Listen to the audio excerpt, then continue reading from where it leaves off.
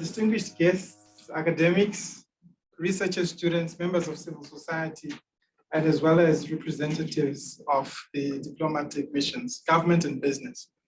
Welcome to the second installment of a three-part webinar series hosted by the Institute for the Future of Knowledge, together with the library, on the theme Democratizing Knowledge, the Politics and Economics of Knowledge Production and Consumption. My name is Anthony Kaziboni. I'm head of research at the University of Johannesburg's Institute for the Future of Knowledge. I'm truly honored to be here. Last week, in our previous session, we embarked on a fascinating journey titled Barriers to Accessing Journals in Africa and the Global South. We had the distinguished speakers, Professor Maria Framar, Christopher Isike, and Musawa Nkosi Saurombe, who shed light on several challenges faced by scholars and academics in the Global South.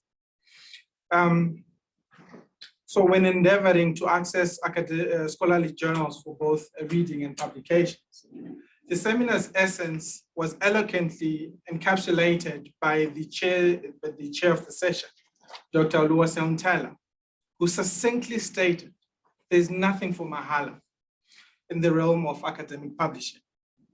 Today, our focus pivots on something quite fascinating, and it's a very compelling subject: racial inequalities in journals. We delve into systematic marginalization of racial and ethnic scholars and readers hailing from the continent and the Global South.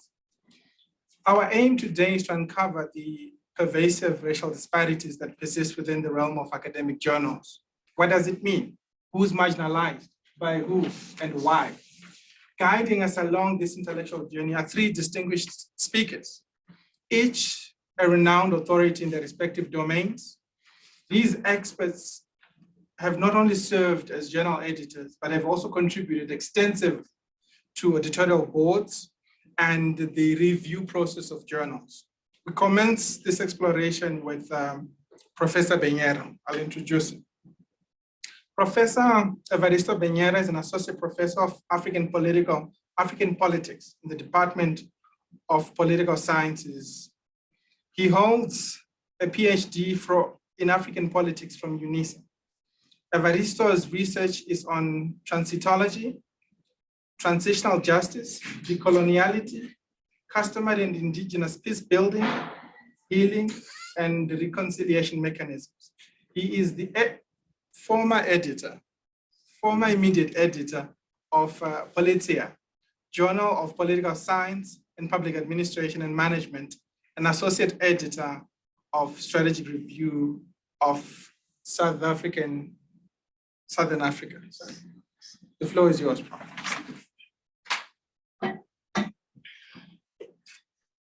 Thank you very much for the opportunity to come and share my views on this very important issue, the intersection of scholarship and race. My name is Evaristo Benyera, and thank you, Anthony, for the very generous introduction.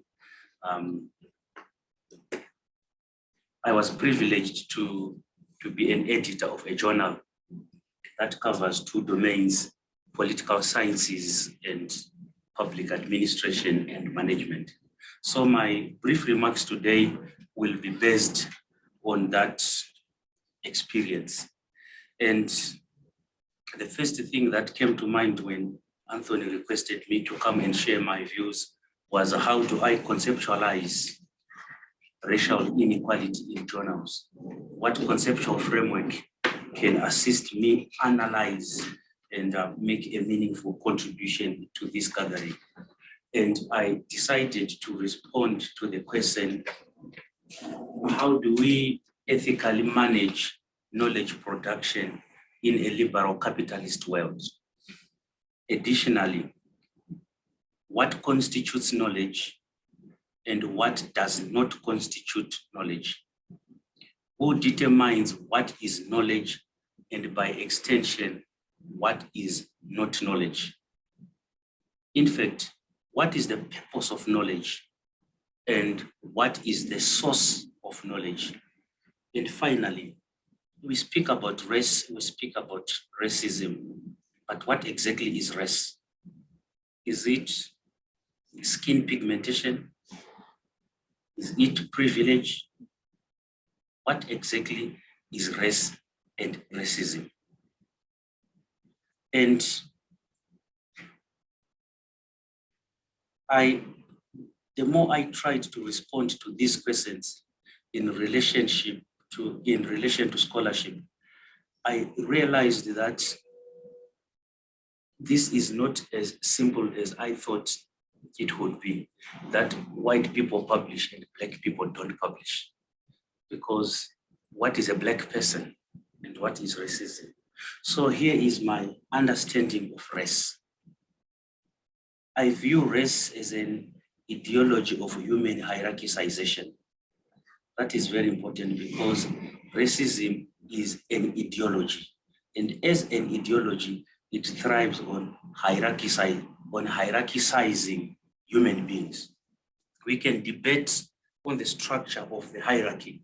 Nelson Maldonado Torres calls it the ontological ladder, that there is the white man, the white woman, their pets and their animals in between, black men, and then black women are carrying this huge load.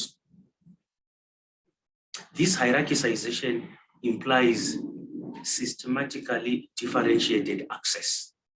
So the higher you are, the more access you are. So the more access you have. The lower you are on the ontological ladder, the less access you have. And it's access to everything. Access to social capital, access to networks, access to computers, access to data, access to people that you can just meet over the weekend and say, Uncle Professor, can you look at my journal? There is no professor in the whole tribe. If you look at the whole village, I remember a student that I supervised in 2020. He was the first person to hold an honors degree in their village in Limpopo. So people are looking up to him, yet he is looking up to other people. That person does not have any social capital. So this hierarchization entails differentiated access. And this human hierarchization that occurs in scholarship is a product of history. We did not just wake up and we were hierarchized. No, it's a product of history. And this history is a history of conquest, a history of subjugation, and a history of elimination. What was eliminated here are epistemologies of the global south. Major epistemologies were eliminated during the colonial project. People used to tell time using the moon, the tide, the shadow. Now we are wearing a watch. We used to predict the amount of rainfall using the amount of dew that was there in the morning. We used to predict the amount of rainfall in the coming season by the size of the mopane worms that were there. I can go on and on and on about these epistemologies that were displaced as a result of the colonial project. The result was that the biology and geography of knowledge production has remained a product of power politics, which itself is enacted in a capitalist environment where knowledge has a price. You pay school fees as a student, textbooks are bought. When you are publishing with some journals, you pay what is called the page fees. In fact, at a university, there are now customer care centers. Students are now called customers of a university. Universities now have public relations departments. And you ask yourself, what is the purpose of the university? Is it to produce knowledge, prudence, or to produce market-ready products, which are students that will go into this capitalist world and feed the industries as part of the means of production, to use Marxist lingo? What I experienced during my 3 tenures as the editor of the journal Politeia was that there is a tendency in scholarship to treat Africa as a data mine, and then to treat Europe and North America as the laboratories where the data is processed. So you go into the DRC, you look at the rebels and everything, the armed forces, then you go to Europe to dig up the grave of an old man who died 400 years ago. Then you use his theory to analyze what is going on in the DRC today. Karl Marx, Jürgen Habermas, Haralambos, you know them. All those dead white European men that we go and dig up, and then we try to use them to analyze events that are taking place in Africa today, events that are taking place in South Africa today. Why is it that we don't go to Europe to dig data, then we use African theories, African philosophies to analyze American politics and make sense of the type of politics that is going on there. So it's something that struck me that almost the majority of the papers, the data was from Africa. Zimbabwe's contested elections in 2008. The theoretical framework is from Europe. Are there no Africans who theorized about elections? Are there no Africans who philosophized about leadership?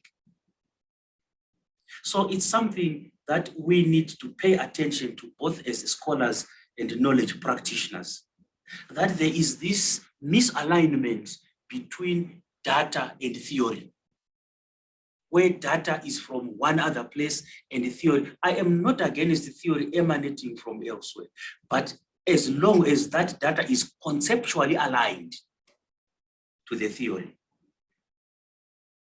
I don't believe that theory is Western and data is African.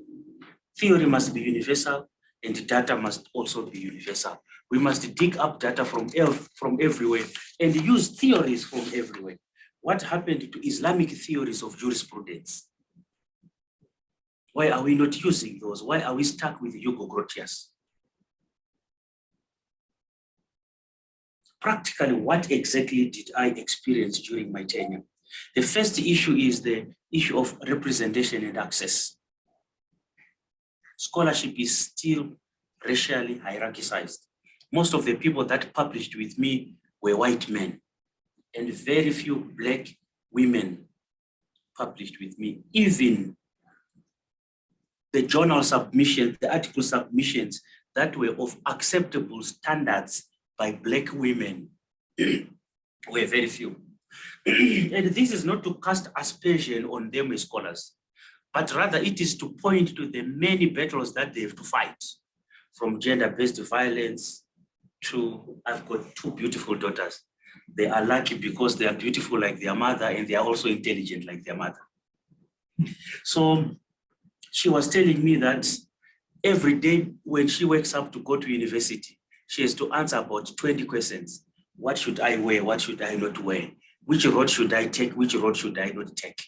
So women navigate so many battles, so much so that the issue of publishing is continuously relegated in their priority list because they have to fight immediate and existential battles, such as gender-based violence, which I have mentioned.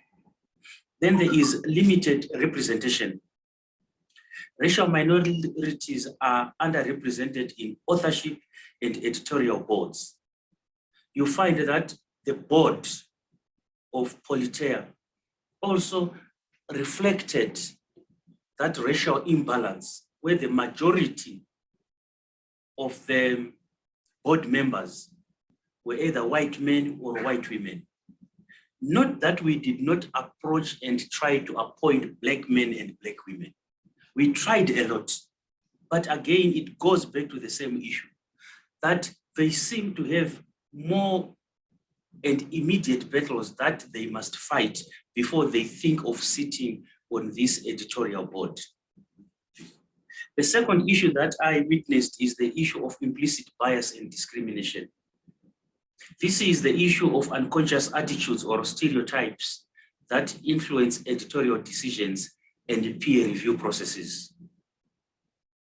The peer review processes, the idea of a peer is somebody who understands your scholarship, not somebody who opposes your views. So you find that those people that are willing to act as peer reviewers were mostly white retired men, because they had the time, because they had made the money, they've paid off their houses, they've paid off their cars. Now they've got enough time to contribute to scholarship by being peer reviewers. If you approach some of the Black professors, they are suffering under a huge load of supervision. They've got a lot of work to do. And unfortunately, some of them also, the quality of their peer review reports is not that useful. You give somebody an article of 18 pages, they give you 1 paragraph peer review report. That does not help the author. Then number 3, I want to speak about institutional and structural biases. There are a lot of articles that were rejected on the basis that there are no competent reviewers in the area. So an article comes, it's about the use of witchcraft in local government politics in Tzaneen. There is no one who is competent in talking about witchcraft. So the article is rejected. The use of cults in politics in Ghana. There is right now a group from Nigeria that is operating in Sunnyside called Boko Haram. People will simply say to you, we are not competent to review an article on witchcraft. Yet witchcraft, as a Black scholar, is my area of academic interest. I therefore don't publish, not because I'm not trying to write journal articles, but there are no competent peer reviewers. There are not enough witches in the room. Then the issue of structural barriers, funding opportunities, resources, mentorship networks. The people that fund research normally determine the funding agenda. They will tell you, we are funding climate change. We are funding just energy transition. We are funding LGBTIQ+. We have nothing to do with witchcraft. We are not funding witchcraft. So your area of interest is then packed in the corner without any funding opportunities. And in most cases, mentors are also found where there are funding opportunities. Then there is the problem of citation bias and impact factor. Authors from underrepresented groups may be cited less frequently, impacting their visibility and recognition. And journals with higher impact factors may preferentially publish research from well-established researchers, perpetuating inequality. I used to have a budget of 8 articles per issue, 2 issues per year. So that's 16 journal articles that I must produce as an editor in 1 calendar year. And if I receive contributions from well-renowned scholars, Mahmoud Mamdani submits, Jimmy Adesina submits, Sabelon Love submits, Chris Landsberg submits, and then all of you submit. I think about my impact factor as an editor because that is what I am evaluated on. I know that Mahmoud Mamdani will be quoted, will be cited, and it will increase my citation factor. So instead of publishing an honors student who has done very good work, I think about my future as an editor and I go for impact factor.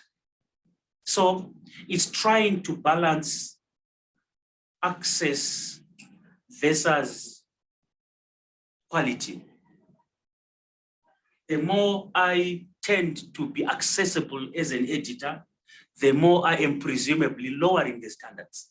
The more I restrict my access, the more I am presumably upping the standard of the journal. Of course, we will never leave out the issues of language and geographical barrier. We only publish in English. And for most of us, English is a language of defense. So we then suffer from double epistemology when we are thinking. You think as a Tsonga, you write as an English. You think in Afrikaans, you write in English. You think in Zulu, you write in English. And when it comes out, at times it does not come out as we intend it to be. Or stated differently, there are very few journals that publish in any other language other than English and Afrikaans, let alone a CPED journal of political science. There's nothing like that. So knowledge that is produced in English is then not accessible to the majority of society. We do not have a diversity and inclusive policy at Politeia. There is no deliberate policy. And I think journals need to have deliberate policies that address the issue of giving access to imaging in young scholars. And also, we do not have a mentorship corner for Politeia. That is something that I would have wanted to have a corner where we dedicate 2-3 journal articles per issue to upcoming scholars that are then mentored by the editorial team, so that each time we have a generational representation in each of the issues that we publish. And finally, the absence of diverse research topics. There is a tendency to focus on the topical issues of the day, and there are certain topics that tend to be neglected and they go unattended. And the challenge is that if you try to spread representativeness in terms of the topic, then you end up being thinly spread.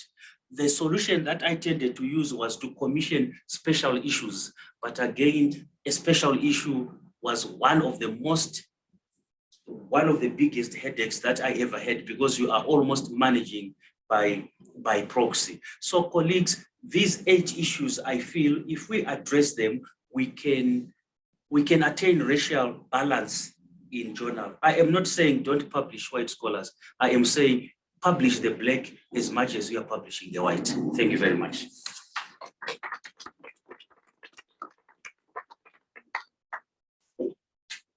Thank you very much, Prof, for your insightful talk. Publish the black as much as you publish the white. Interesting. Tech, please ensure that Prof. Kian is ready while I read out his bio. All right. Our second speaker is Professor Kian Tomaselli. Kian Tomaselli is a distinguished professor in the Faculty of Humanities here at the University of Johannesburg, and Professor Emeritus and Fellow in the School of Applied Human Sciences at the University of KwaZulu-Natal. Tomaselli started his career in the film and TV industry in 1974. He completed his PhD in 1984 and relocated to Durban in 1985 to establish what is now known as the CCMS. He then worked in the film industry and was a co-writer of the White Paper on Film. His seminal books include The Cinema of Apartheid and Appropriating Images, 1996. He is a fellow of the University of KwaZulu-Natal and was a Smithsonian Research Associate in its Department of Anthropology. His interests are political economy, African cinema, and visual anthropology.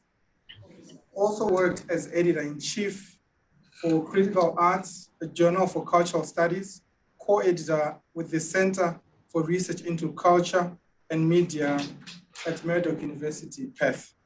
Prof. Tomaselli, you have 15 minutes. The floor is yours. Hi, Prof. Hello. My apologies for being in Cape Town. So the transition is that I think that Enristo has described the historical issues that we all have to challenge when we're working from the global south and other areas that are in a kind of imbalanced relationship with the huge knowledge production that goes on in the north. And how do we actually connect into that? How do we shape it? And how do we learn from it? So if we can please go to the next slide, Nomvela. Okay, this is very quickly a very simple circuit of publishing. This really goes back to the first session last week about how are journals actually funded, because many of my colleagues who are editors across the world have the impression that universities think that publication just happens. And one of the interesting comments that arose out of a project that my journal Critical Arts did through the Faculty of Humanities at UJ, funded by the NIHSS, was to bring 16 postdoctoral fellows from abstract to completion. It took us almost 2 years to reach that outcome. But one of the mature age postdocs from Cape Town University, in commenting on her experience, told us she had absolutely no idea about, quote, the industry that supports publishing, that she was dealing with up to 10 people from the publisher through our editorial office simply to bring her paper to fruition after 3 revisions. And that's after many peer reviews had a look at it. So, I'm not going to go through this in detail. There's no time, but there has to be income, there has to be sustainability, and there has to be security now, particularly in the predatory area. So I just want to point out the complexity of the chain, although this is a fairly simplified version. Now, the next slide, Nombela, is the South African publication value chain, which was also discussed last week. So we have DHET in the system, which no other country has, and DHET transfers 5.4 billion rand a year from its own budget to universities on the basis of publications that appear in the so-called accredited indexes. But who is excluded? Again, it was mentioned last week. The journals are excluded, the editors are excluded, and the publishers are excluded. So the author wins, depending on the university or the institution, earns, depending on how they actually disperse the funds once they're received internally. So the taxpayer is the person who pays for publication via DHET, whether or not the article is read, cited, or any way useful at all. So we're talking about academic capitalism. We want to critique the big international publishers, but in South Africa, we're all part of the academic capitalist value chain, and that's the goose that lays the golden egg. How do we actually bring that egg to life and build capacity, build a national research infrastructure? And I'll get on to that shortly. Next slide, please. Okay, so things have changed very rapidly over the past 10 years in the publishing industry. It's grown massively. Digitization has allowed all kinds of new opportunities to arise. Far more journals now service, perhaps even less, service academics and graduate students and early career researchers. Open journal systems have democratized access. Of course, they bring their own difficulties with them, like longevity, like archiving and perpetuity, etc. But basically, there's more opportunity now than there ever was when I started as an academic in the early 1970s. The digitization compared to analog publishing has reduced cost, it's reduced time, it's reduced the complexity of publication. It improves the appearance, enables web browsing, searching much more effectively than was the case previously, when we would spend days in the library paging through journals, trying to find appropriate articles to our tasks, because even in those days, the indexes were very rudimentary and weren't that helpful as they are now. But the open access movement, the digitization, has resulted in a shift in the business model from reader pays through libraries on economies of scale now to open access, which means that the author pays or the author's funder pays. A new kind of imbalance that is again marginalizing those countries which have low income and which are punished by their own exchange rates. But administration is now computerized, it's much better managed, and there are regulatory systems in all aspects of publishing which didn't exist previously. So journals have found themselves being made accountable to Committee on Publication Ethics, for example, amongst others like ASAF in South Africa, which previously didn't exist. Next slide, please.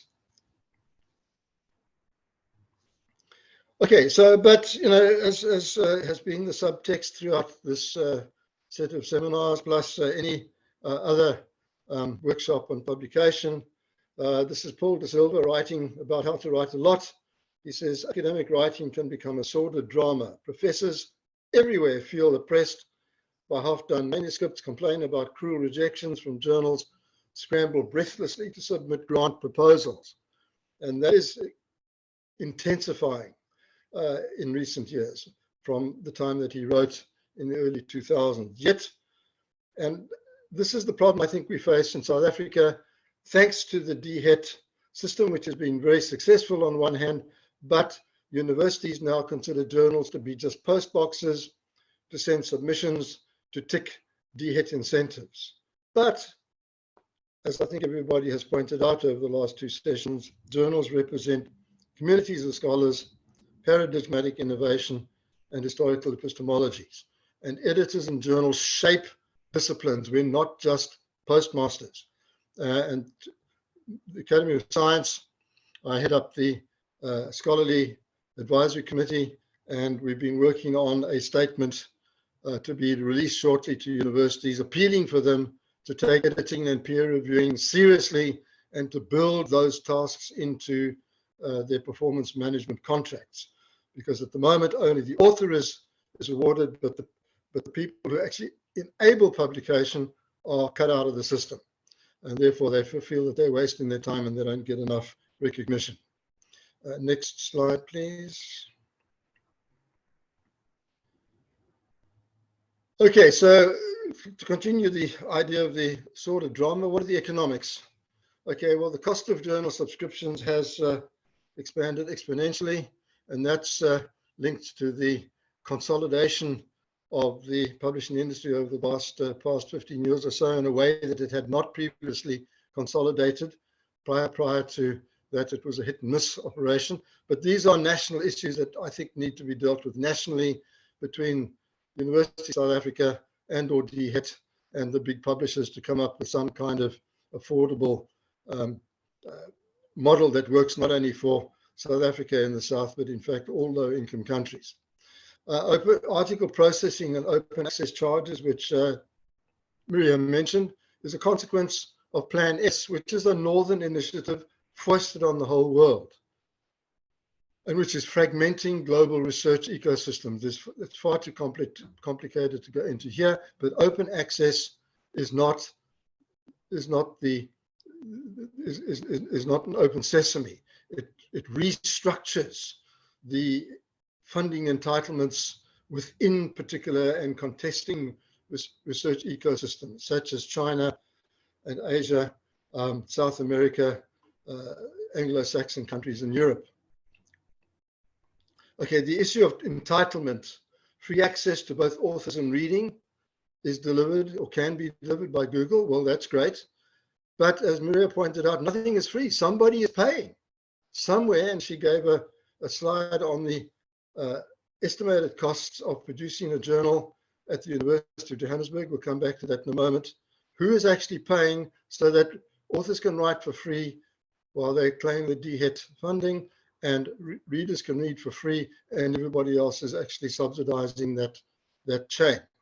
Okay, the publisher is only one factor in the political economy of publishing. I'll come back to that in a moment. So we need to look at the whole publishing chain and see how to rearrange it, if that's possible, to enable the kind of access that everybody's talking about. And so my other point is that if in doubt, start your own journal. Fundraise and absorb the cost. Make it free in which to publish and read. Now you'll know what goes into that journal, who's putting the funding in, who's providing pro bono time, build into the operational plan the 2 to 3 years incubation period to apply for DHET status. Stake your reputation in that journal, publish in it, even though one is not actually able to take receipt of the DHET subsidy because it's not going to get paid until, quote, it's accredited. Okay, build your scholarly community bottom up with long-term goals and invest your DHET incentives tactically. These are points that Alex Broadbent used to make repeatedly at humanities board meetings when the subsidy came up for discussion. So we've got to think about capacity, we've got to think critical mass, we've got to think about long-term and financing. Okay, next slide, please. Okay, so one of the journals I edit called Journal of African Cinemas started in 2010.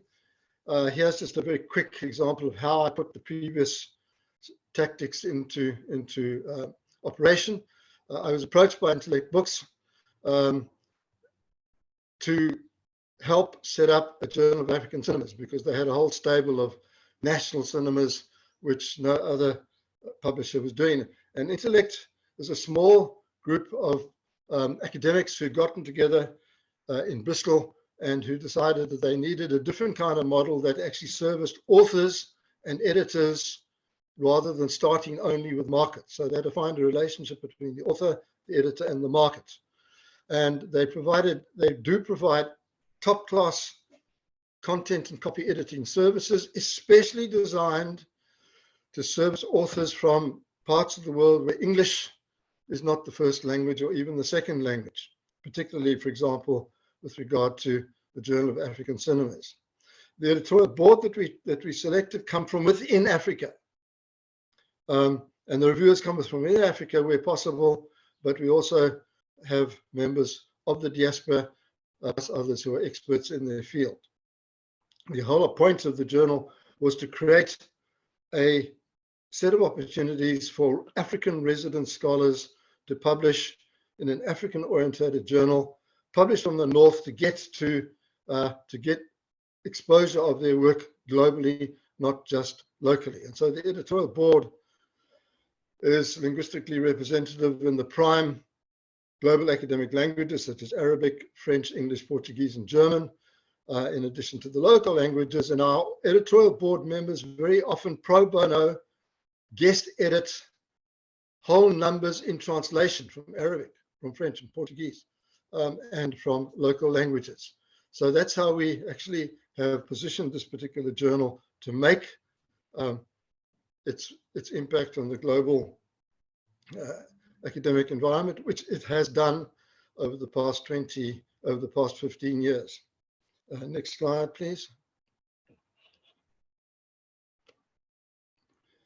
Okay, so what are the hidden costs that we have to deal with? These are never discussed in meetings where scholars are trying to make sense of the high cost of publishing, whether it's subscription rates, whether it's article processing charges, whether it's open access fees, whether it's submission fees. But these are the things we have to take into account because these are beyond our control as editors, beyond our control as publishers, and beyond our control as universities. Punitive exchange rates, inflation and other factors beyond the control of authors, publishers, and libraries. This is why the big publishers offer discounts to low-income countries.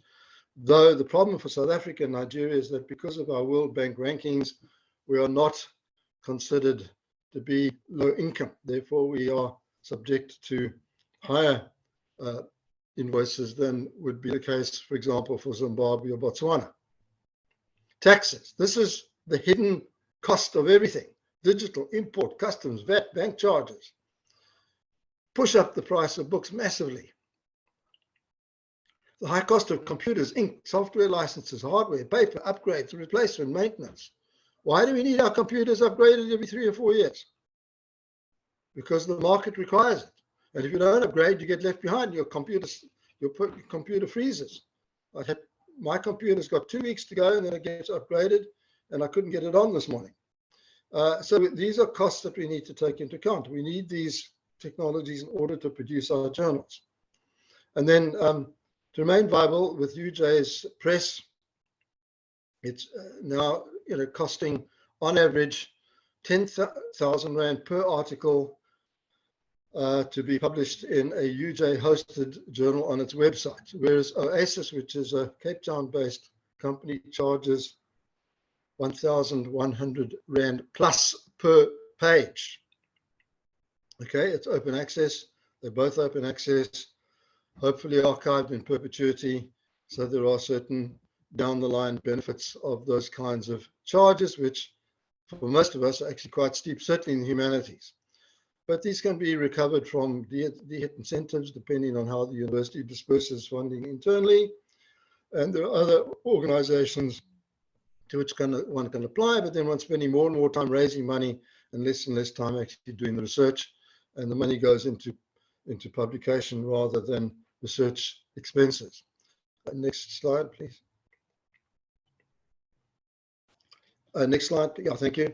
Okay, so in asking some bigger questions about where does all the money go and how does it disappear into the system and where is the leakage occurring? How can we recover pockets of money that are not spent or that are spent badly or that haven't actually been allocated appropriately? There's a massive amount of money in the system. So the questions I came up with: is the NRS funding framework meeting its strategic goals? This is a huge bureaucracy in Pretoria. The scientist rating scheme, for example, along with DHET, has helped boost South African researchers globally, but now basically it's symbolic and it's very expensive to manage by both the NRF and within universities. What happens if we remove the rating system from the environment and reallocate that funding to research costs, to publication, subvention, etc., etc.? How does the NIHSS fit into the national research infrastructure? Is there a replication of infrastructure and therefore cost? DHET, now this is the one that actually does work. Publication incentive budget remains. Just 6 people manage the annual disbursement of the 5 billion plus incentive funds transferred directly to universities annually. The NRF rating system employs up to 40 bureaucrats to manage that system, and we're not even including the cost of peer reviewing, which is pro bono and which is spread across the world to the extent now that people don't want to do this peer reviewing work anymore. Maybe it's the rating systems had it together with DHET, it propelled us into the global environment. Now we need to rethink whether that process can be reorientated. So basically what's happened is that DHET has become unintentionally the biggest funder of university research, but it's a retrospective funding instrument, whereas the NRF is meant to be a forward-looking instrument. So policy harmonization would identify more funds for research already in the system, and integrated national planning would maximize available resources proposed. Next slide, please. If you round up, please. Okay, I'm just getting to the key points. Okay, here's a graph of the increase of accredited publication units from 2005 to 2021. It's jumped from 7,230 2005 to 23,573 in 2021. So the one system that has worked is DHET. That's the mechanism that we need to be strengthening.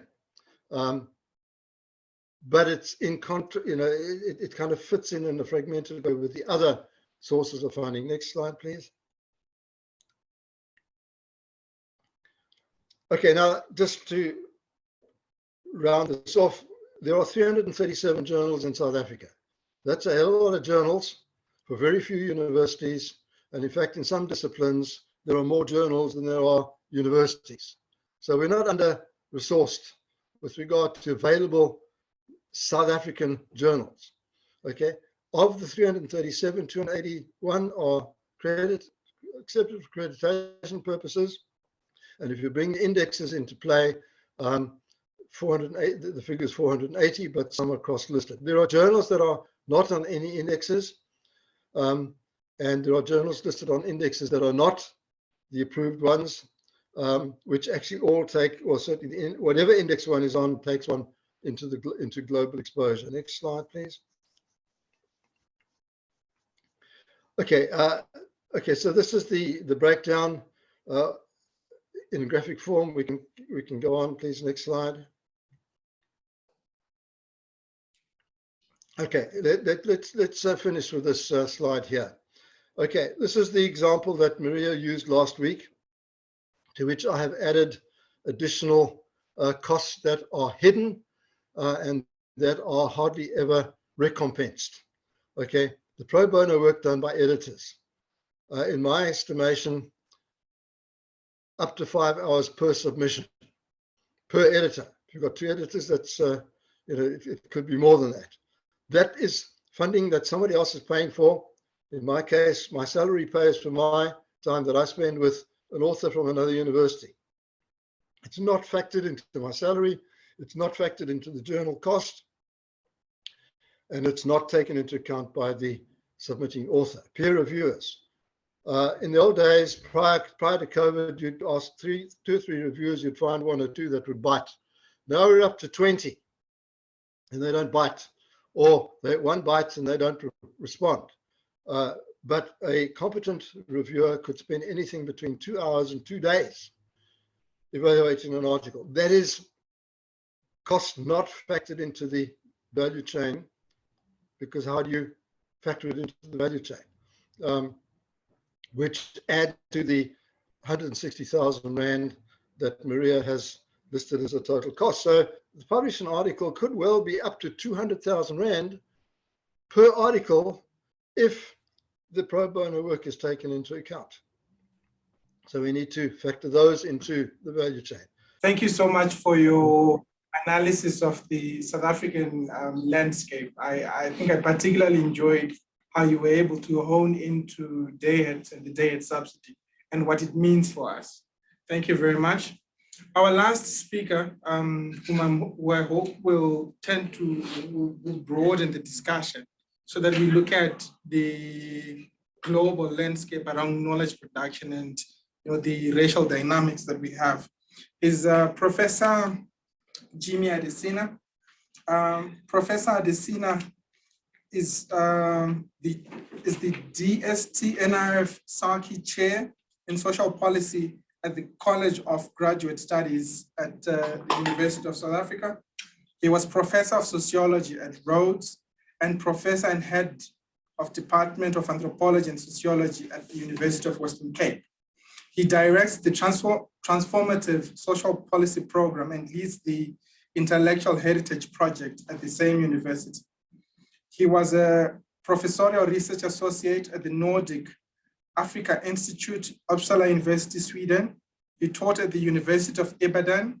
He has held several appointments at the University of Ulster, Northern Ireland, University of the Witwatersrand, United Nations Research Institute for Social Development in Geneva, United Nations Economic Commission for Africa, Addis Ababa, Oxford University, the Nordic Africa Institute, Sweden, among others. Between 2000 and 2008, he served on the executive committee of the Council for the Development of Social Science Research in Africa, CODESRIA, and chaired its program subcommittee.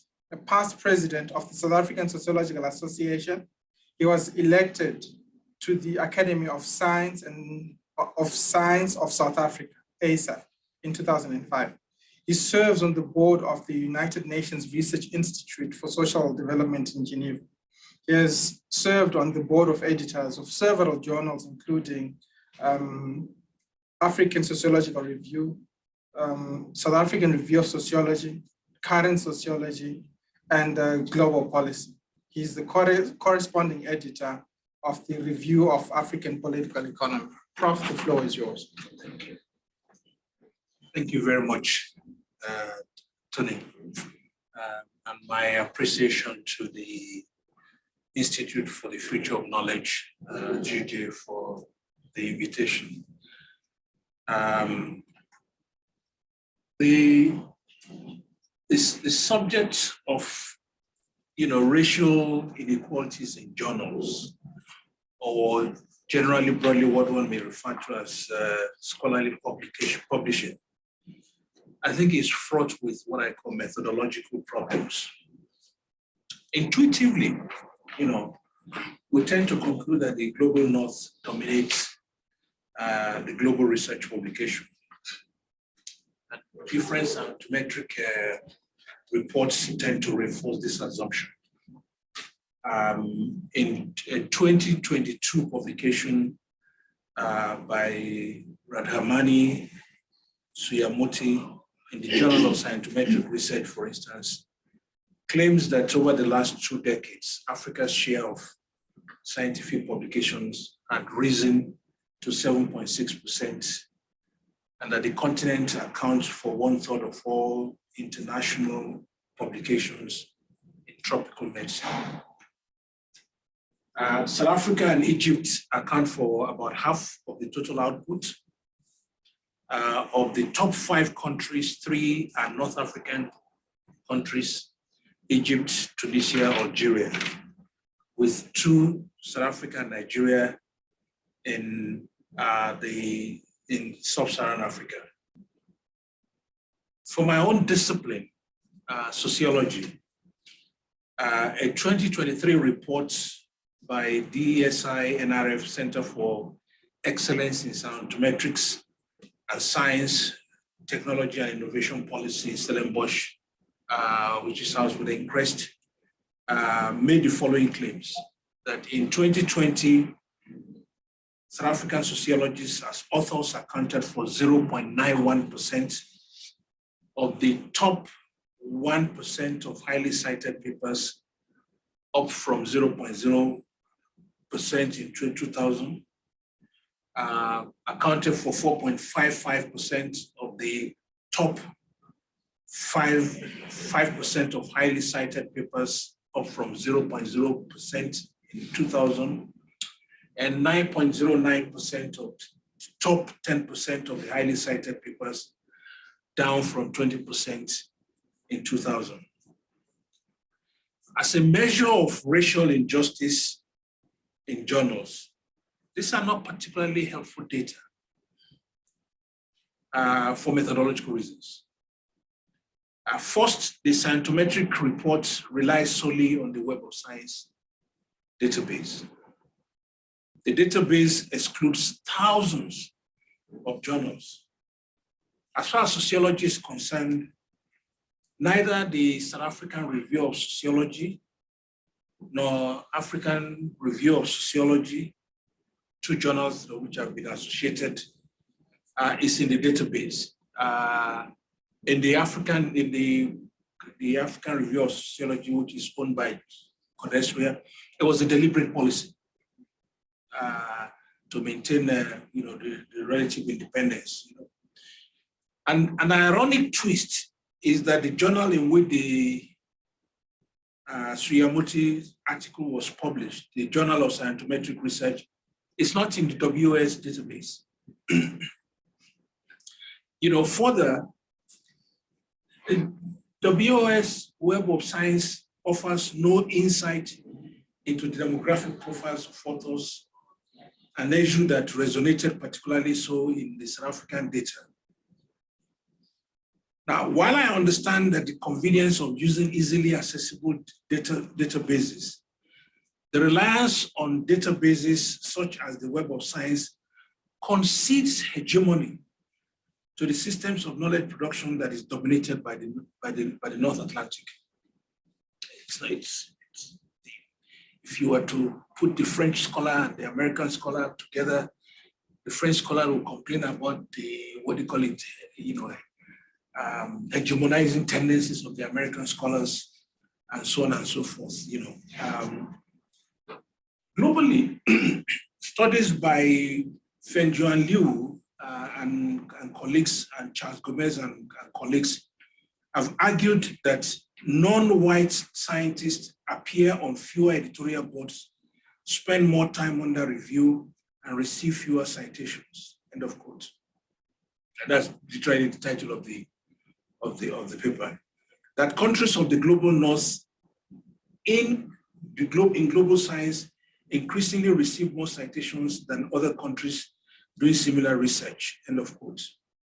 Similar claims about gender equity have been made by Liu and colleagues.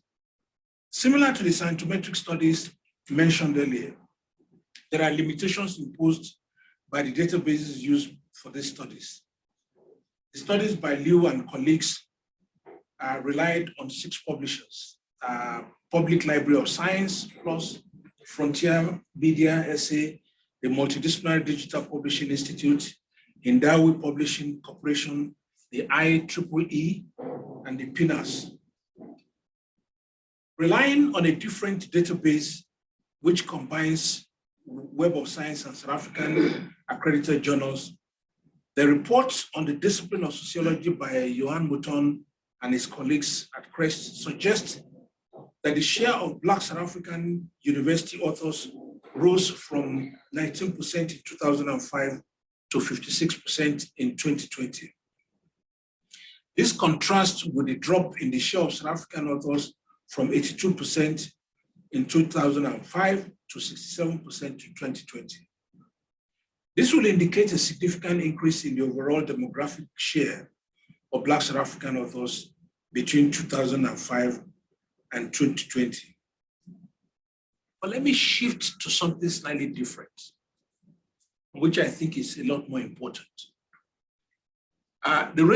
The demographic profile of a particular author is not a good insight, into the epistemological orientation of the scholarship.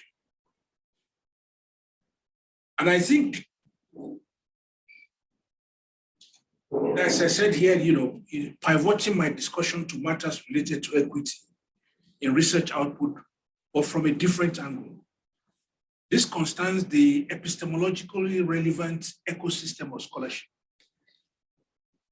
The distinction, and this rests on the distinction that is prevalent in our system, national system of innovation, the distinction between local or what we call national or regional and international journals, and the differential valuation of the distinction between the 2 categories, including differences in the research incentive paid for publishing in one category versus the other, have implications for epistemologically relevant research and publications.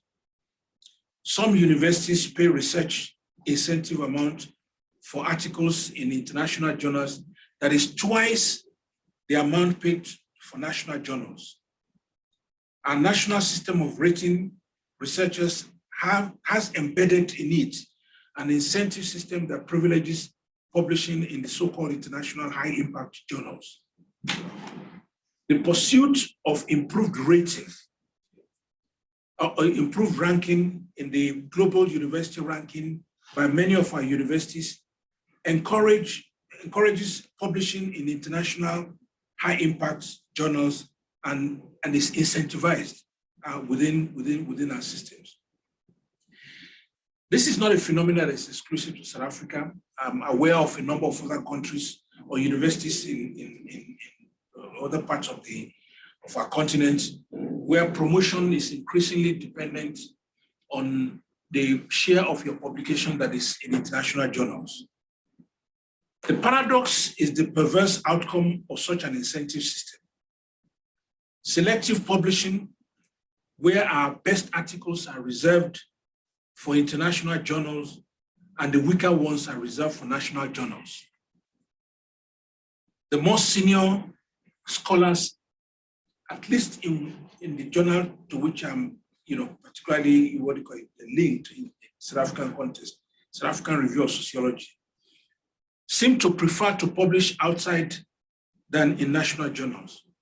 The change in the author's profile of the South African Review of Sociology is a dramatic example of the impact of this, the perverse impact of this, differential valuation. Because compared with the mid-1990s to the 2000s, today, few of the authors published are of professorial rank. Traditionally, and this is important, journals are part of a country's national system of innovation and intended to raise to the international gaze research being undertaken within the system. The American Review of Sociology is a national flagship journal of the American Sociological Association. For researchers in South African University, it is an international journal.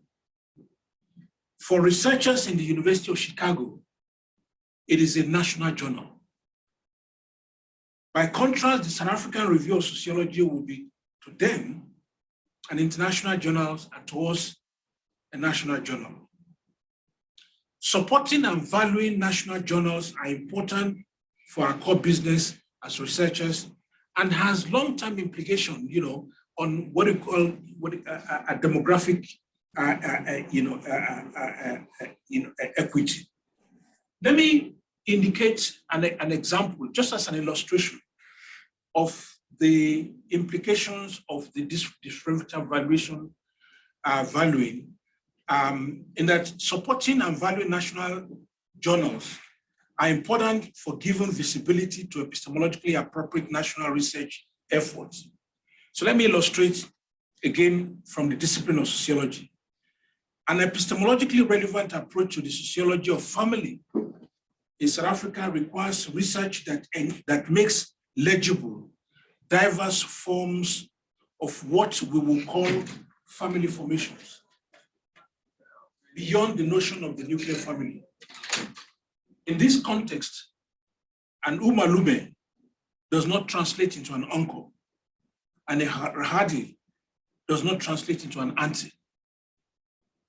Given the web of sociality in which people who are bearers of these social roles are embedded, the relationship between an umalume and the children of his sisters casts him as a male mother and a rahadi as a female father. Now, for a Southern African sociological journal, research in this field is existential in making legible modalities of sociality in which we're embedded. For overseas journals, these issues are best exotic matters of an anthropological gaze on Southern Africa.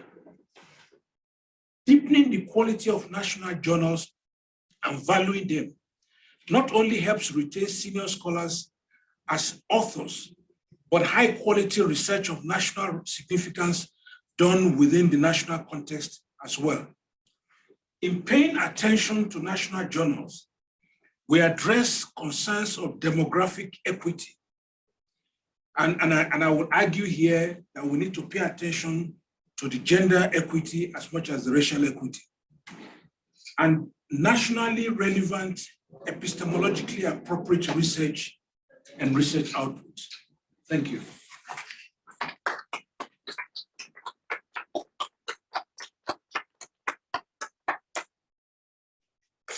Thank you. Thank you very much to all our speakers. And then we open it up for questions. I'd like to ask panelists online to be ready. We will ask in the second round. For now, we'll start with people in the venue. If you have a question, please give us your name and your affiliation, please. Sir at the back. Can I ask? Thank you. My name is Ashraf with the IGD UNISA. My question is directed to Professor Tomaselli and other panelists, specifically around the Copyright Amendment Act or bill. And the question is whether the process in the bill in its current is going to enable publishing or crowd out publishing, especially academic publishing. What is Professor's view on the current copyright policy in Parliament? Thanks, Ashraf. Second question. My name is Ayodele Olabi, PhD candidate at XJTL China, and I'm also a visiting research fellow at SIRE. Two questions, please. The first goes to the third professor, and the second question goes to the first professor. He talked about how we have little publications of value at national journals. And I speak from experience because in the first year of my PhD, when I was doing my literature review, I tried to find theories that explain African dynamics from national journals, but unfortunately, most of the journals I found were not up to quality in terms of plagiarism and stuff like that. So my very first question would be, how do we as African scholars build or develop national journals up to international standards? And the second question is a little bit related in terms of theorization. The first professor spoke about not necessarily using Western Eurocentric theories to explain African dynamics. Again, how do we go towards grand theorization within an African context? My research is on regional security in Africa, and I've tried several over the last 3 years to find Afrocentric theories that explain the security dynamics in Africa, but not really. The best of which I've found would be theoretical frameworks. So how do we as scholars work towards, even if it's middle range theories and grand theorization, that is Afrocentric? Thank you. Last question. We'll take Okay, so my name is Yuki from UJ. I have two questions, one directly to the third speaker and the other one to the second speaker. So for the first question is, I'm thinking of my own experience of publishing, and frankly, I publish more international than local. And my question is, how do we break the chicken and egg thing? I mean, we have discussions in the faculty talking about, we are aware that African journals tend to be, we should cultivate and grow and submit and all that. But on the other hand, we also do know that it's cited and it's read less. I mean, our colleagues frankly told us, I mean, nobody. I mean, they come with lower ranking and really the readership is low. So as an author, I mean, I'm also in between, like, how do I choose? I mean, I do want my work to be read and by more people and by more, whatever. So like, how do we really break this vicious cycle of, chicken and egg? Where do we start? And my question to the second speaker is related to what you said about the DHEAD scheme, about subsidy being a success. I'm not completely disputing that, but I want to kind of bring out another possible white elephant that we seldom talk about, which is the possibility that it created inflated submissions. I'm sure many of us have read articles that really shouldn't have been published. And I'm thinking about both also from the author's point of view and from the kind of the journal editor point of view. From the author's point of view, I mean, we read to write. And now we do know that there's like just so much that we can't read. And when people are just, publishing, sometimes it just gets too much. And I'm also thinking from the reviewer, from the publisher, from the editor's point of view. I've seen one journals in my field in South Africa, they're starting to have additional steps put into place to have additional screening. And in a way I understand, because I have seen, I mean, for example, thinking about UJ, I mean, we have the rule you need to submit two, from the PhD students. And frankly, if students are left alone, I mean, whatever they submit are craps. So the journals now say that, I mean, we are getting too many, so we need to do a pre-screening, which just make that process longer and everything. So they also get more submissions, they get bad submissions, and everyone's workload is increased because sometimes they don't want to reject as well, so they send out to the reviewers. So I think my question is, how do we help with this possibility of the inflated submissions? Okay, and I think we'll start with you online. Inflated submissions, and whether or not really we should consider the subsidy system a success. Inflation, this has become a nightmare for journals. And in fact, there's as again mentioned last week, the pressure on journals with regard to massively increased incidence of submissions has become almost unmanageable. The international best practices, you've got to have 2 blind reviewers. Well, trying to find 2 blind reviewers is simply not possible anymore. As I said earlier, sometimes we're up to 20 before you get 1 hit, and then that person doesn't want to review a revision that they've requested, and you've got to find another 2 reviewers. So in my journal, Critical Arts, which gets 100+ submissions a month, we're dealing with 700 or 800 reviewers at any one time. It's impossible to manage that. So therefore, the disk rejection rate goes up very high, because that's the only way that we can deal with that. So there's an overproduction of theory that has been created by universities who have overemphasized the research output activities at the expense of administration, teaching, community engagement, and other activities where we should all be involved. And only the best researchers really should be submitting articles.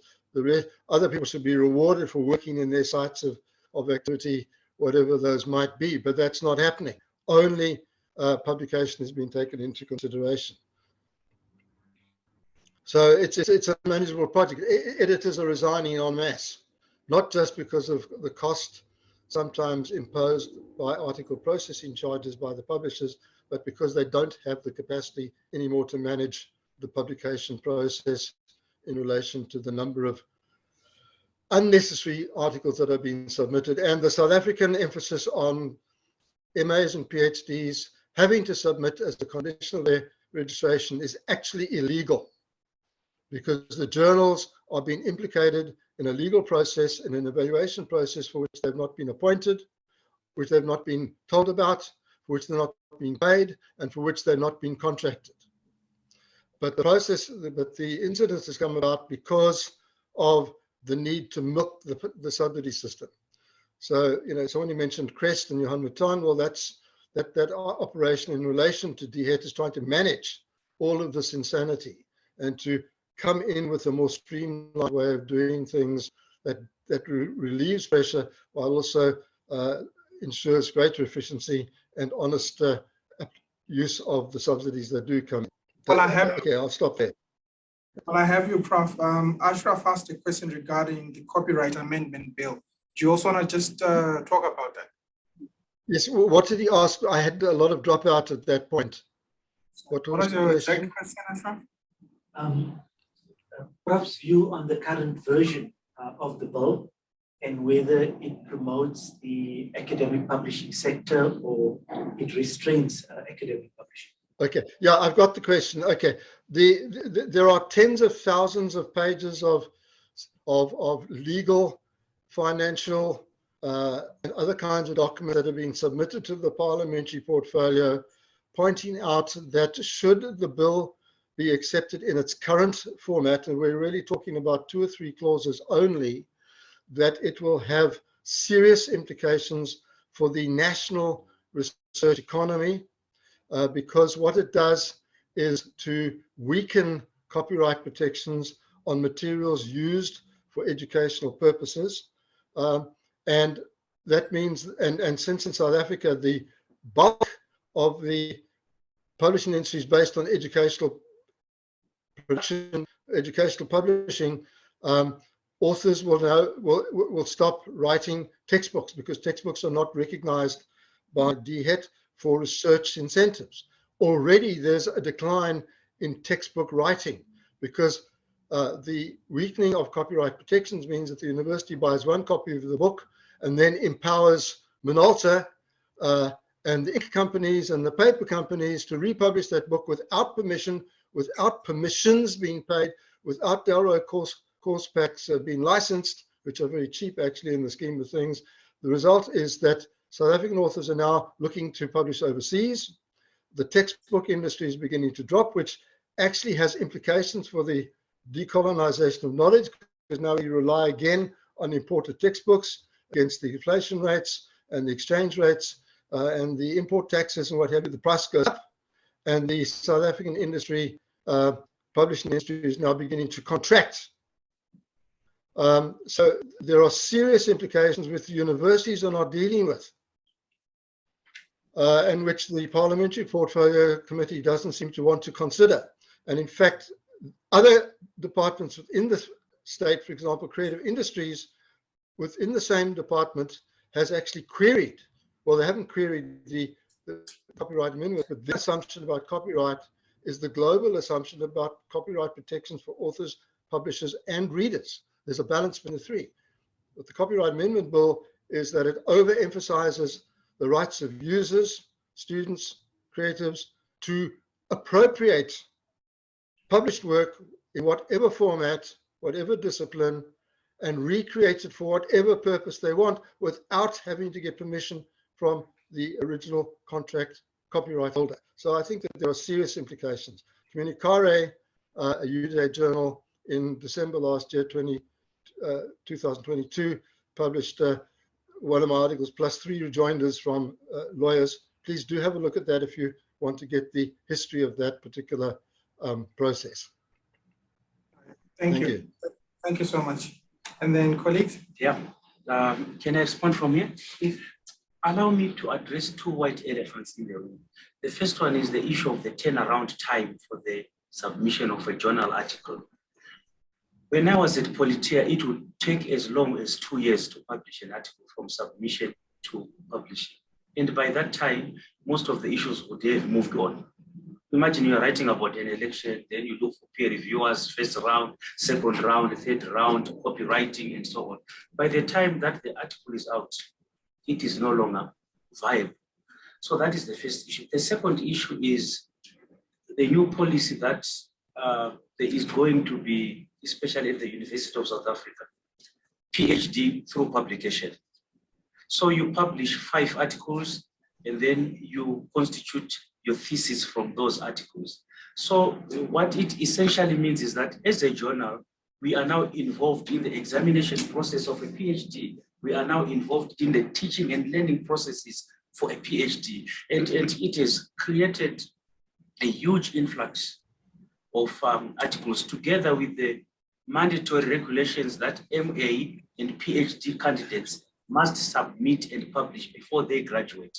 My view is that we must revert to the original position, to the original policy position, where we relied on the recommendations of the examiners, that this chapter is worth of publication, this chapter is worth of publication, not to say every PhD candidate must publish as a condition for their graduation. Something that is increasing the workload for the publishers. Is it AWO?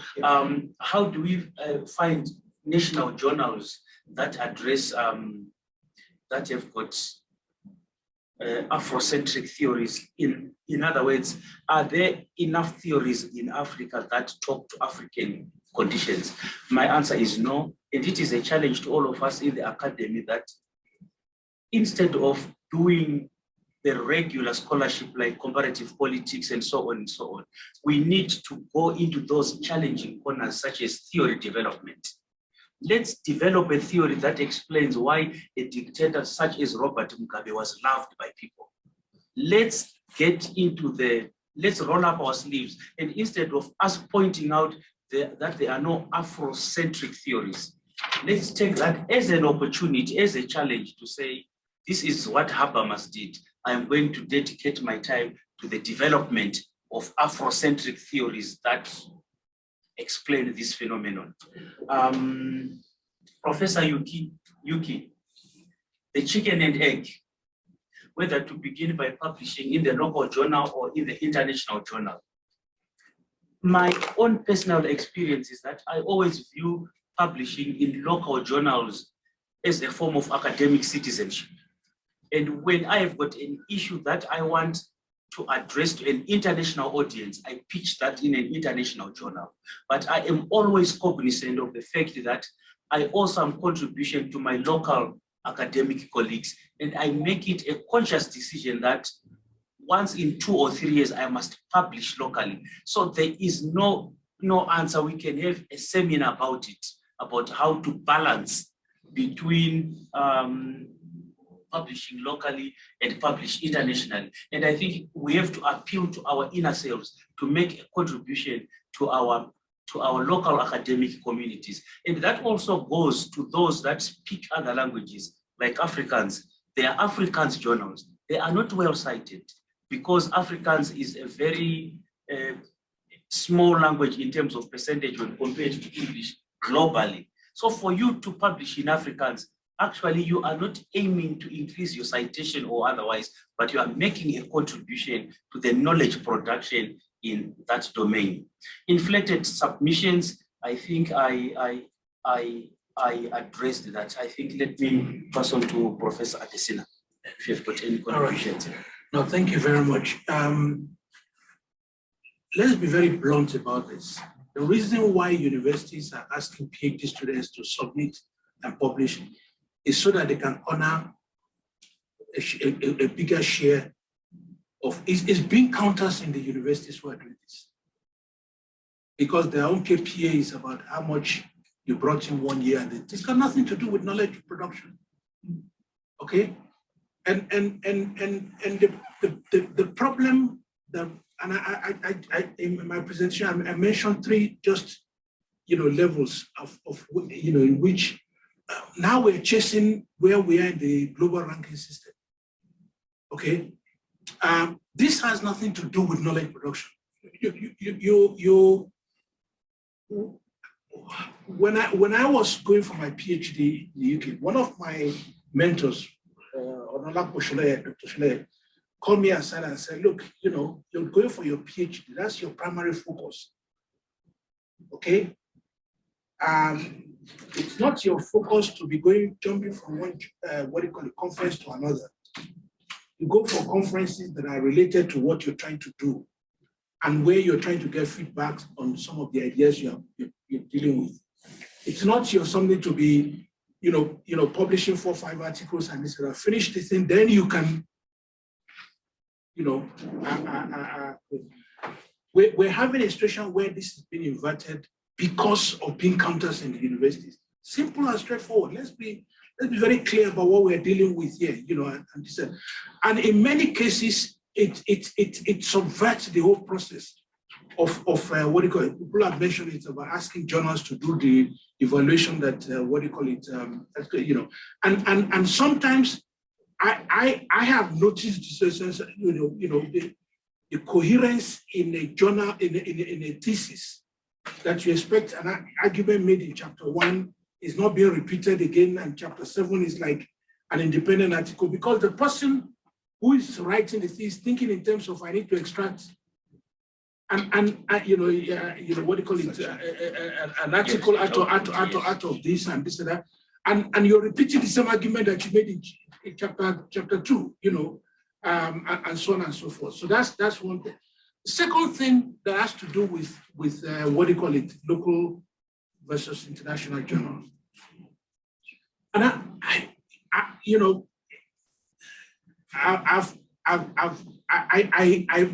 took a decision very early in my career that I will speak to the audience that is relevant to my work. Some of my best works are published in African journals. So it's a deliberate decision. Take the profile of some of our journals. I take the example of the Nigerian Journal of Economic and Social Studies. If you look at that journal in 1958, 1960, and you look at the profile of people who are publishing in those journals, those are top scholars all over the world. If you look at that journal today, very few Nigerian scholars are willing to publish in the journal. And the same thing I mentioned about the South African Review of Sociology, it's the professoriate have abandoned the journal. Part of that has to do with the incentive structure that our universities are putting in place that actually undermines the national system of innovation. On the other hand, you have what ASAP did with Cielo South Africa. And the whole idea about the Cielo South Africa, which was something learned from Brazil, was to have systems of national journals that are accredited for the system and are monitored in terms of the rigor of their, what you call a peer review system, their editorial policies, and so on and so forth, the regularity with which they come out, and so on and so forth, and this. So you have that. I mean, there are 93 journals as of 2023 on that list, the South African something, you understand. Now, that policy is going on one side. Then you have the other policy, what is happening at the university level, and so on and so forth, going on the opposite side. As I gave the example that I gave, for instance, research in that area, that domain, is an exotic thing for most international journals. But it's existential. When you walk into your class, I mean, you know, your class will never be boring if your students can see themselves in the curriculum. People used to say about, what's his name, this guy who got killed in Durban, University of Durban. He made everything, he explained everything.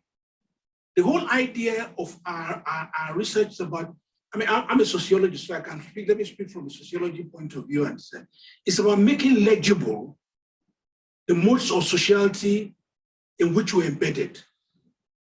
Now, some of the arguments, some of my earlier works around, you know, what do you call it, extracting epistemic insight from the Ifa oracular literature in the Yoruba context, for instance, is exotic, something for, you know, what do you call it?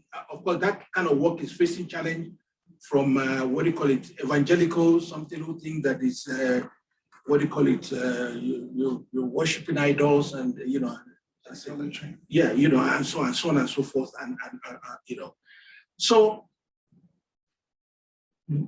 we need to address this thing at the level of our universities, because, you know, the differential valuation, but it's also something that seeps into what you call the rating system and so on and so forth, because a part of that is high impact, you know, journals. I'm a B1 rated researcher. I'm proud of the fact that my work has always had the starting point for me is what is the African view, you know, perspective. What is the African position on this particular subject? How does my work in the area of social policy from an African perspective contribute to global, you know, knowledge systems and so on and so forth? So it's a choice that individuals have to make. But I'm alarmed at what is happening with the South African Review of Sociology as an example.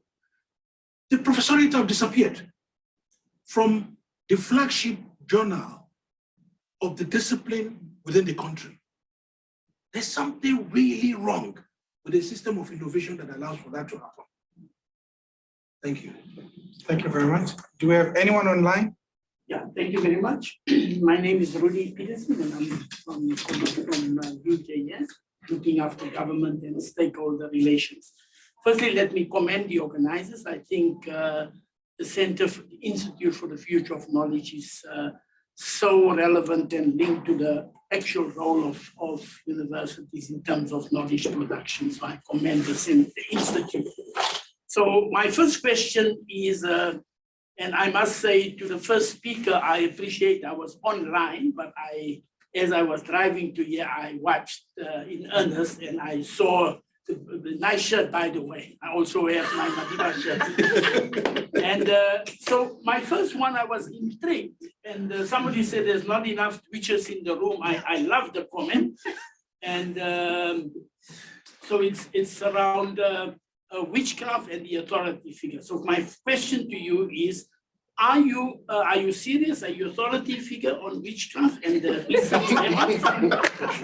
And if so, can you cite? No, being serious, because he made it very serious to say sometimes we publish on things, global warming and all that, and we're not looking at African epistemology. So, and then can you cite some examples, if at all in politics, Elections 24 is coming up. Any precursory comments on the possibility of witchcraft and the role it may or may not play next year?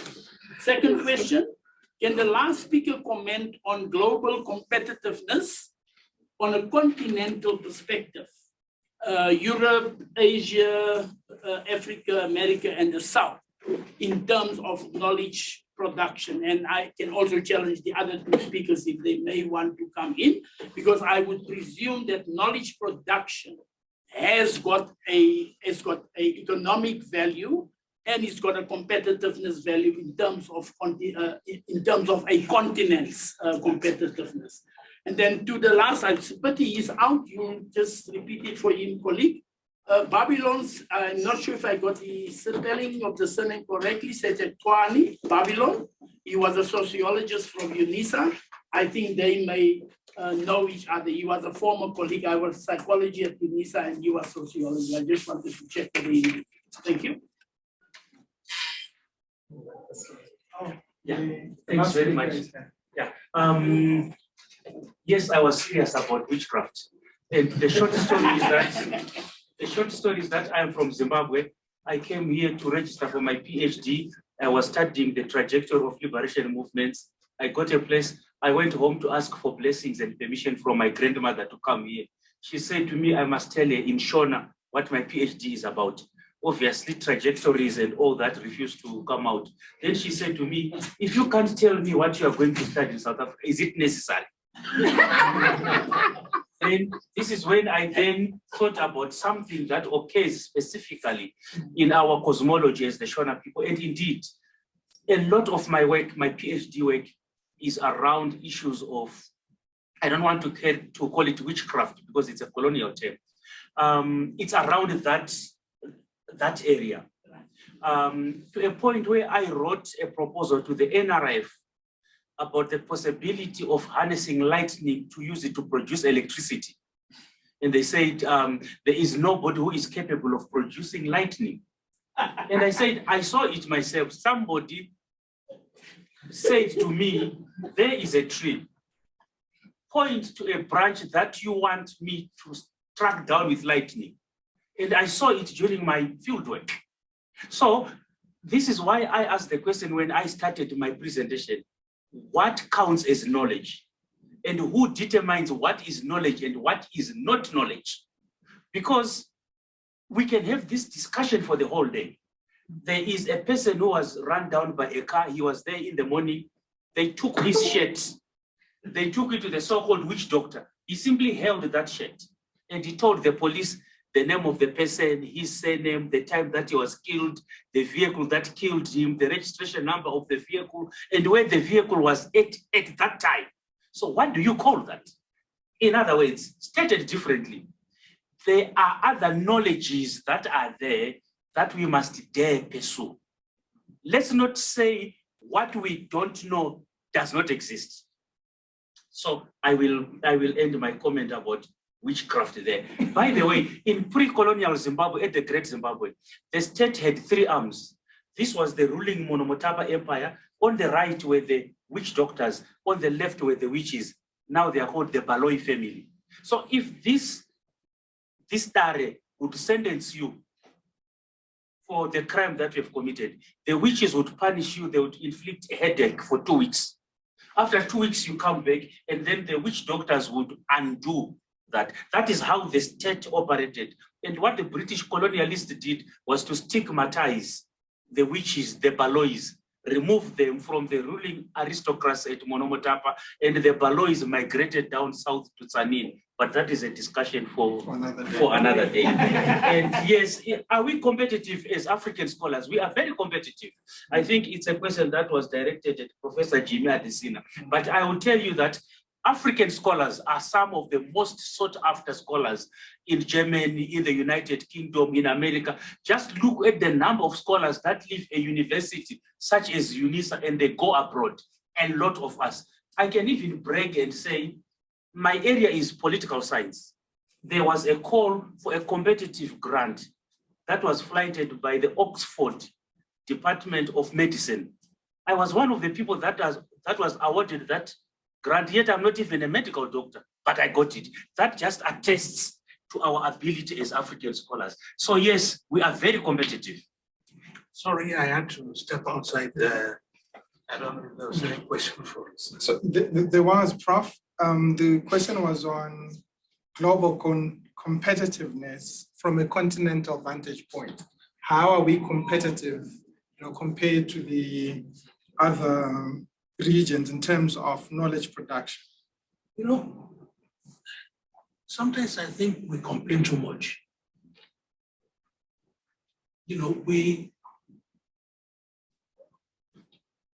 I'm at a point now where it's less complain, more work to be done.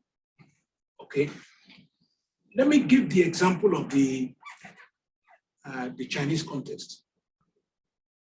Several years ago, they tried to incentivize their scholars to publish in Western journals.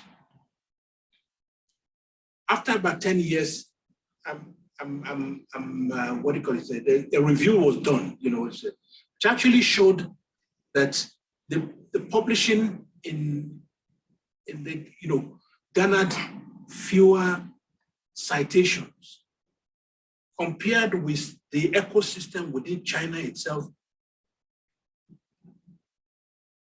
published in Mandarin or whatever is, and the citation. And I think, first of all, a lot of the things in terms of impact something, we know the way sometimes, there are journals that have reputation, but journals also reflect epistemic communities. Okay. My sense is that if we focus on what we need to do and not make excuses, your journal article is rejected, boo-ha. That doesn't mean the editor doesn't like it. Read the reviewer's comment. If you disagree fundamentally with the reviewer's comment, tell the editor you disagree. Where there are changes to be made, make the changes. Okay? But we've got to focus on what we need to do for ourselves, rather than worrying about, like as I showed, you're using the Web of Science database, which is a largely US dominated, as a basis for trying to measure, meanwhile, there are hundreds of journals that are not in the system. So what exactly are you counting? What exactly are you counting?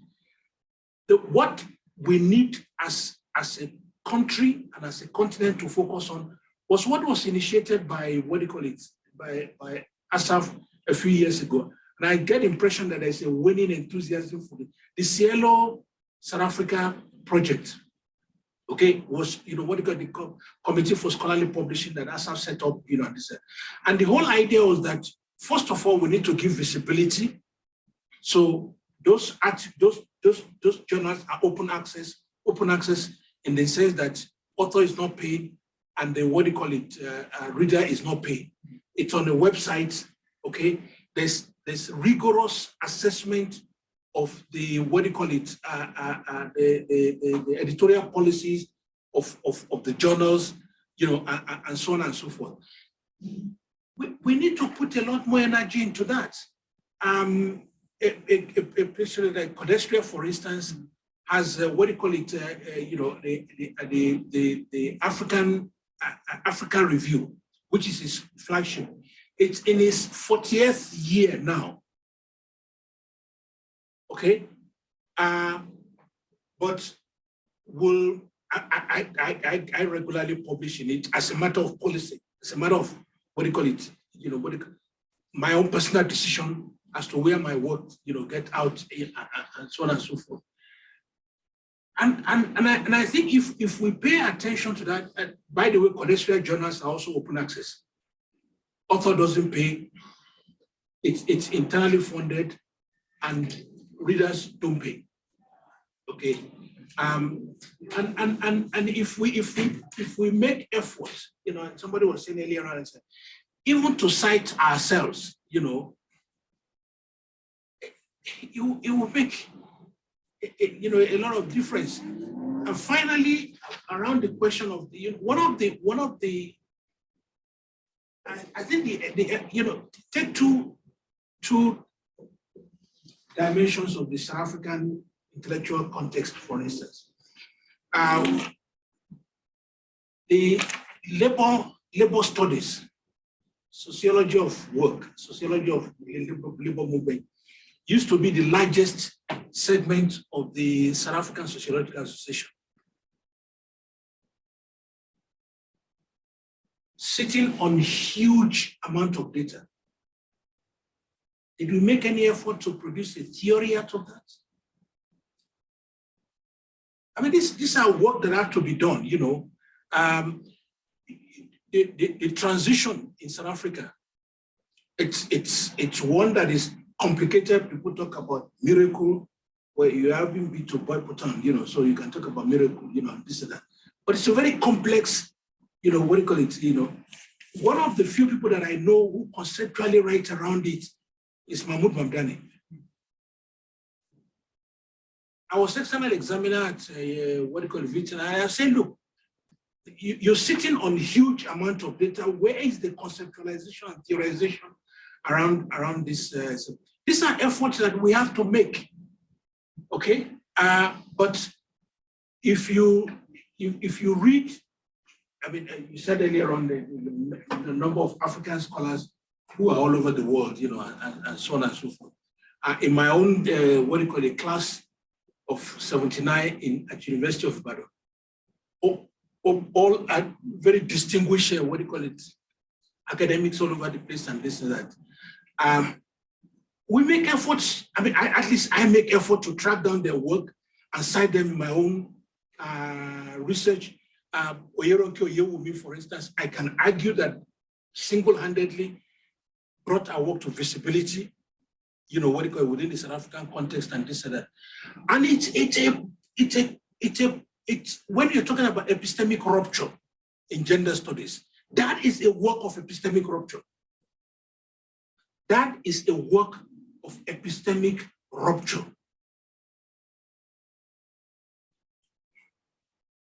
You look at the name African, well, can be particularly dramatic, say, you know what, and many within the feminist movement on the African context spend the first 10 years attacking her because she dared to query the normativity of Western gender discourse. So, you know, it again depends on, you know, how we engage with this thing. But there are prices to be paid. Somebody said to me once, you won't be appointed in this. I said, I'm not looking for a job in that particular area anyway. So what's the point, you know? Babylon? You know, Babylon? Oh, yes. And do you know Babylon from UNISA was in sociology? She? Babylon says it one, something that along it. He was a sociologist from UNISA, sociology academy.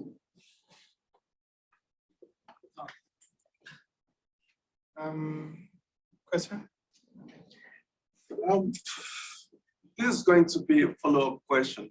Professor Additional talked about preference for publication in international journals as opposed to local journals. So my question is, what determines whether a journal is local or international? Does every journal have a fixed address? If yes, so it's the locality or internationality of a journal determined by a mere physical address. And I think we should look at this question in the light of the fact that we have journals that have editorial boards. Members of this editorial board across the globe. We have journals that attract authors across across the globe. Some of these South African journals, so-called local journals, are indexed in, for instance, Web of Science. So what criteria do we use to determine whether a journal is local or international? Well, that's the point that I raised. That's the question that, I mean, the American Review of Sociology, if you're in Chicago, is a local international journal. The South African Review of Sociology will be international journal. You know, we talk about, you know, how, what do you call it, intellectual domination. Part of it is the way in which we accept ab initio a subservient location in the global something. You know, somebody talks about epistemic disobedience. So what the hell do you mean by epistemic disobedience? To whom are you obeying in the first instance for you to move into epistemic disobedience? You know, no. Look, there's a lot of work that needs to be done. Okay, and what you can't compromise if you're an editor or if you are running a journal or something is the question of the rigor. Now,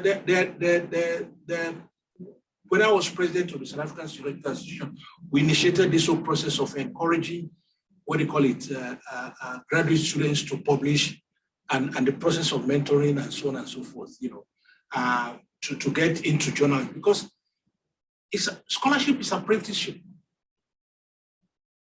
You learn to do by watching others do and then do it. And in the process of doing, you rely on more senior, what do you call it, scholars to support.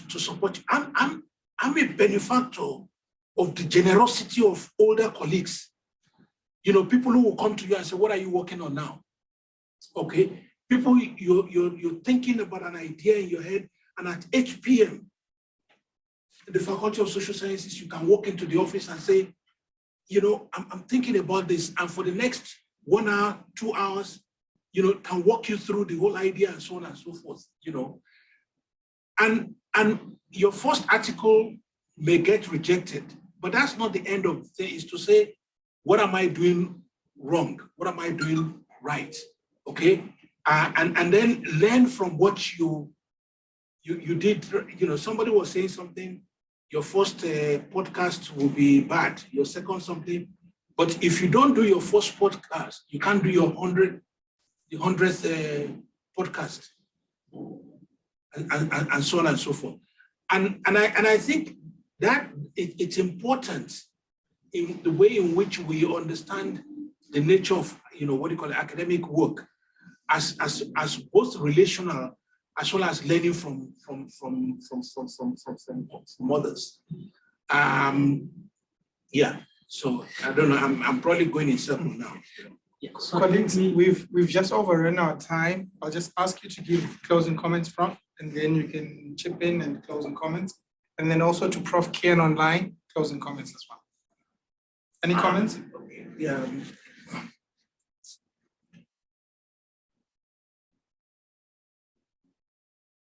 Less complain, more work to do.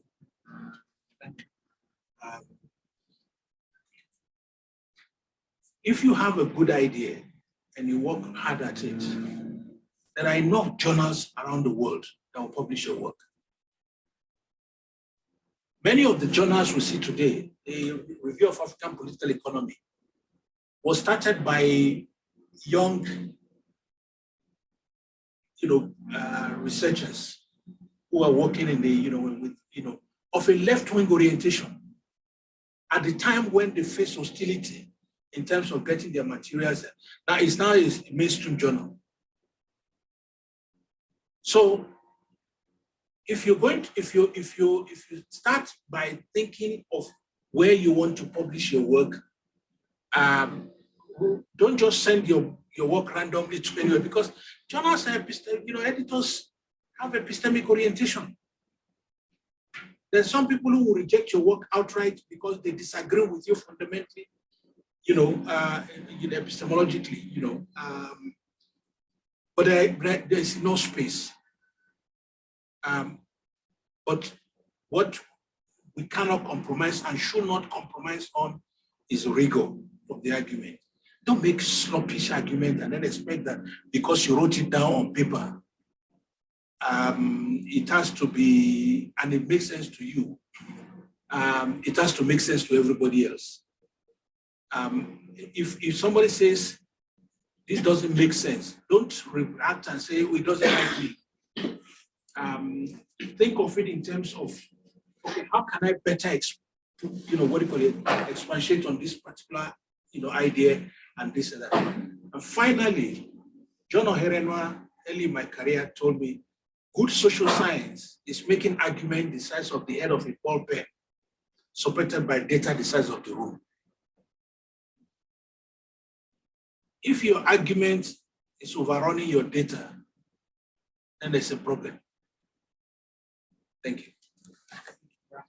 Thanks very much. And briefly, a response to Dr. Oluwashintela.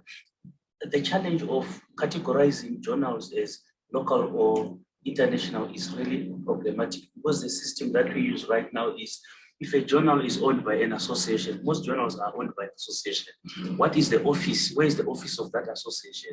If it is published by UNISA Press, then it is a local journal. But then the problem comes when Politicon is owned by SAPS, the South African Association of Political Studies, but it is published jointly in the United Kingdom and in Johannesburg. So is it local, is it international? I think that is an argument that we need really to pursue to its logical conclusion. Do we really need this bifurcation that something is local or international? Or knowledge is knowledge? So that will be my response to Dr. Chena. And my closing remarks to colleagues is that we must dare. We must dare to think differently, to develop theories, and scholarship is a craft. You must not be afraid of asking questions. When I was a PhD candidate myself, I made it a point that all the people that I spent my work with, they were all above me. They were professors. I was the only one who was there, was also learning. Because I learned early that I was the average of the 5 people that I spent my day with.